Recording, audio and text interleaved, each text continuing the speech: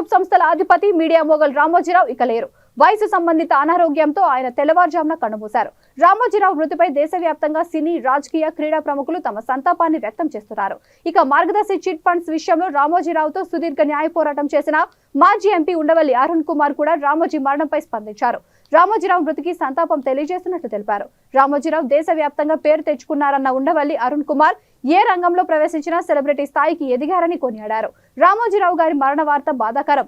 వారి కుటుంబానికి ప్రగాఢ సానుభూతి. ఆయన ఎవరితోనూ రాజీ పడకుండా పూర్తి జీవితం గడిపారు. నేను ఆయనను కలుద్దామని చాలాసార్లు ప్రయత్నం చేశా, కానీ కుదరలేదు. రామోజీరావు ఒక ఫైటర్. ఏ రంగంలోకి ప్రవేశించినా కూడా ఒక సెలబ్రిటీ స్థాయికి ఎదిగారు. దేశంలో ఇంత పలుకుబడి కలిగిన వ్యక్తిని మరెక్కడా చూడలేదు. ఆయనే లేనప్పుడు ఇంకా ఆయనపై ఫైట్ ఉండదు అని ఉండవల్లి అరుణ్ కుమార్ చెప్పుకొచ్చారు. రామోజీరావు గారి మరణ వార్త ఈరోజు ఉదయమే చాలా బాధ కలిగించింది.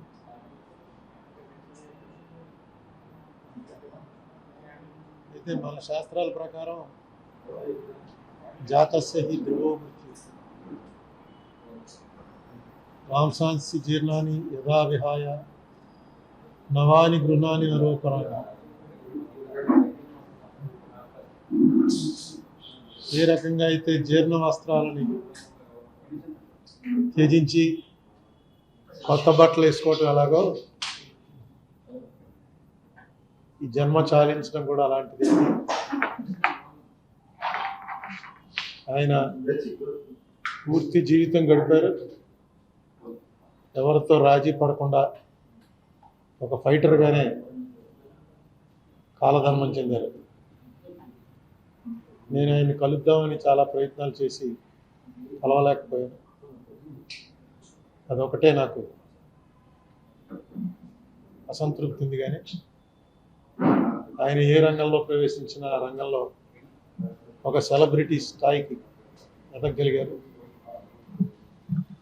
నేను మీకు అనేక సార్లు చెప్పాను, నేను చూసిన వాళ్ళలో సింగిల్ మోస్ట్ ఇన్ఫ్లుయెన్స్డ్ పర్సన్ ఈ భారతదేశంలో ఒక వ్యక్తి, అంత పలుకుబడి కలిగినటువంటి వ్యక్తిని నేను మరొకరిని చూడలేదు. మనిషి అన్నాక జాతస్య ధ్రువ మృత్యు కదా, అనుకోక తప్పదు. కానీ నాకెందుకో నేను ఆయన్ని కలవగలనని అనుకున్నాను. అయితే ఆయనకి అనేక మంది చేత కబురు పెట్టినా నన్ను ఒకసారి ఎందుకో కుదరలేదు. ఎనివే, వారి కుటుంబానికి నా ప్రగాఢ సానుభూతి. వారికి ఉత్తమ గతులు సంప్రాప్తించాలని ఆ భగవంతుని కోరుకుంటున్నాను.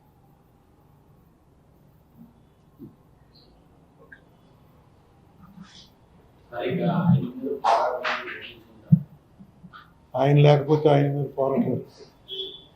ఈ ప్రశ్నలకి ఇది సమయం కాదు, మనం మళ్ళీ మాట్లాడుకుందాం. Thank